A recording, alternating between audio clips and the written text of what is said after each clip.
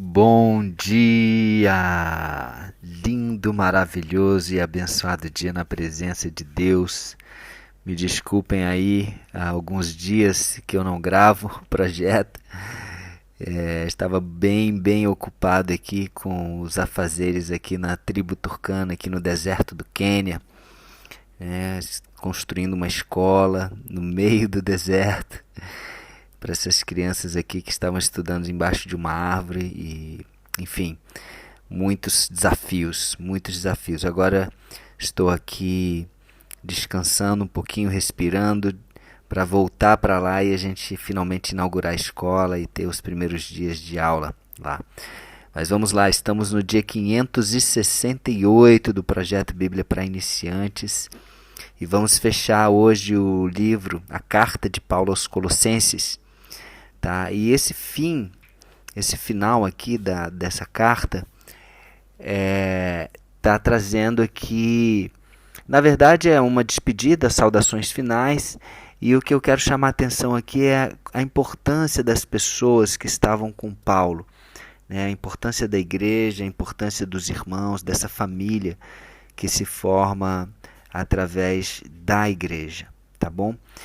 Bom, depois de Paulo ter ensinado tantas coisas práticas nessa carta aos Colossenses, tantas coisas maravilhosas, né? A última coisa que a gente falou é como falar, como nos portarmos com as pessoas de fora, com sabedoria, né? Com uma palavra branda, uma palavra agradável, temperada, com sabedoria, aproveitando as oportunidades. E aí Paulo começa a despedida aqui no versículo 7 do último capítulo de Colossenses, que é o capítulo 4.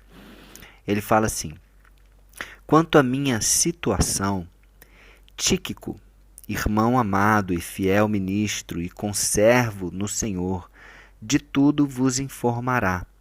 Então, provavelmente, o próprio Tíquico foi a pessoa que levou a carta, né, escrita por Paulo à igreja em Colossos. Então, o Tíquico, esse grande irmão fiel, né, e é interessante a forma como ele trata cada uma dessas pessoas que ele cita aqui no final. A gente percebe, né, o amor, a amizade, o carinho, o tratamento familiar, né, de carinho. Como é importante isso. Paulo, lembrando que Paulo estava na prisão em Roma, tá? E no versículo 8 ele diz: eu envio a vocês com o expresso propósito de vos dar conhecimento da nossa situação e alentar o vosso coração, acalmar, aquietar o vosso coração. Está enviando Tíquico para que pudesse dar notícias a respeito de Paulo e a situação dele na prisão. Versículo 9: em sua companhia vos envio também Onésimo, o fiel e amado irmão, que é do vosso meio. Eles, né, Tíquico e Onésimo, vos farão saber de tudo o que por aqui ocorre, tudo o que está acontecendo aqui. Que legal, né? Versículo 10. Saúda-vos Aristarco, prisioneiro comigo, e Marcos, primo de Barnabé, sobre quem recebestes instruções. Se ele for ter convosco, acolhei-o. Se Marcos for estar com as pessoas, com a igreja de Colossos, acolha Marcos, porque é primo de Barnabé e é irmão também. Versículo 11. E Jesus, olha só, Jesus, não Jesus Cristo, lógico, né? Jesus, conhecido por justo, os quais são os únicos da circuncisão que cooperam pessoalmente comigo pelo reino de Deus. Os únicos que vieram, né, do judaísmo, né, que foram circuncidados ao 8º dia e cooperam com ele, com Paulo, pelo reino de Deus. Eles têm sido o meu lenitivo, né? Têm sido pessoas que têm ajudado, que têm apoiado, que têm sido importante nesse tempo onde Paulo estava ali na prisão. Como é importante termos amigos, termos pessoas como família. Versículo 12. Saúda-vos também Epáfras.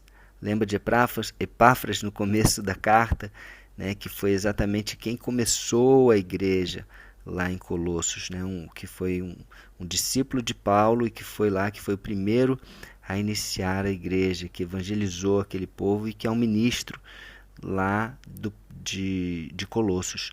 Então, saúda-vos Epáfras, que é dentre vós, servo de Cristo Jesus, o qual se esforça sobremaneira, continuamente por vós nas orações, para que vos conserveis perfeitos e plenamente convictos em toda a vontade de Deus.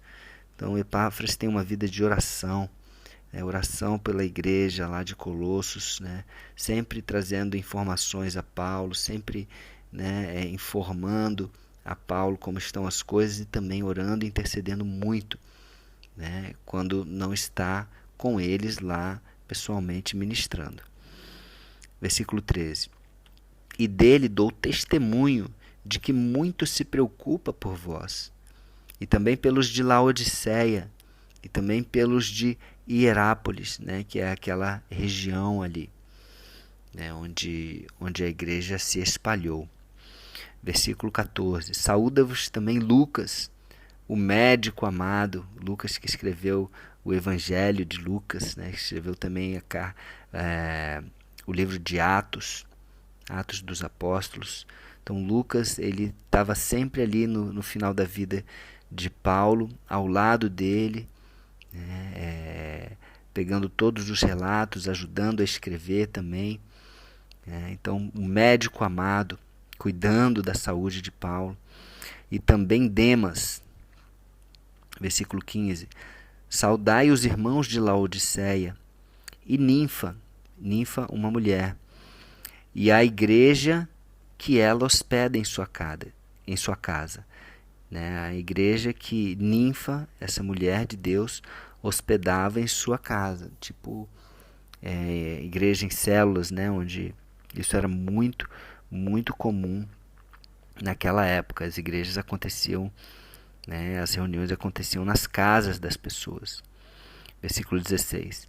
E uma vez lida esta epístola, esta carta, perante vós, providenciai, porque seja também lida na igreja dos laodicenses, ou seja, lá em Laodiceia.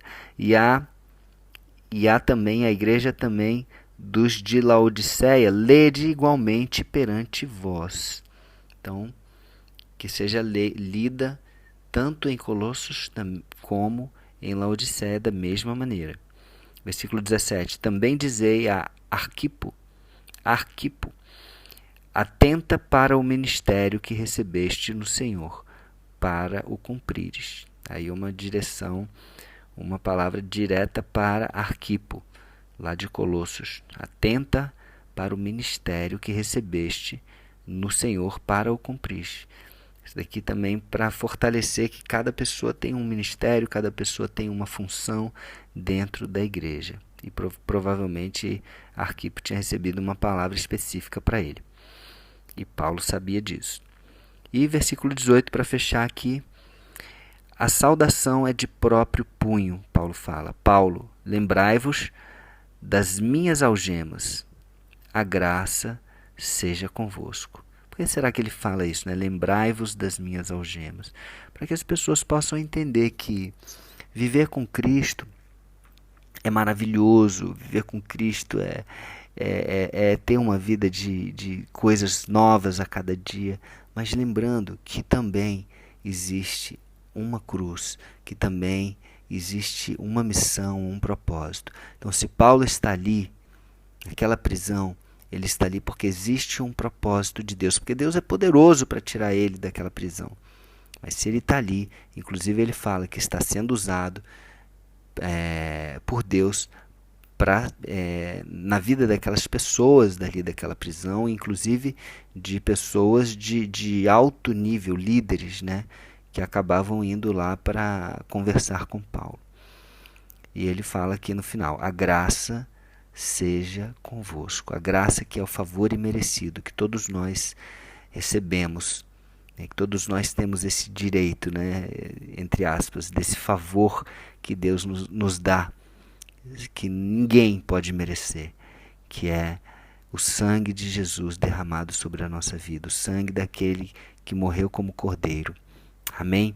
Então fechamos aqui esse livro maravilhoso, essa carta de Paulo aos Colossenses, né? Lembrando mais uma vez que ele não esteve em Colossos, né? Ele não iniciou a igreja em Colossos, mas mesmo assim ele tinha esse carinho muito especial por essa igreja, porque ele sabia as notícias através de Epáfras, através de outras pessoas de lá que vinham sempre trazer, né, as notícias de lá. Por isso ele escreveu essa carta. Que essa carta também fale ao nosso coração, que possamos cumprir esses direcionamentos que vêm de Deus, do Espírito Santo, para as nossas vidas.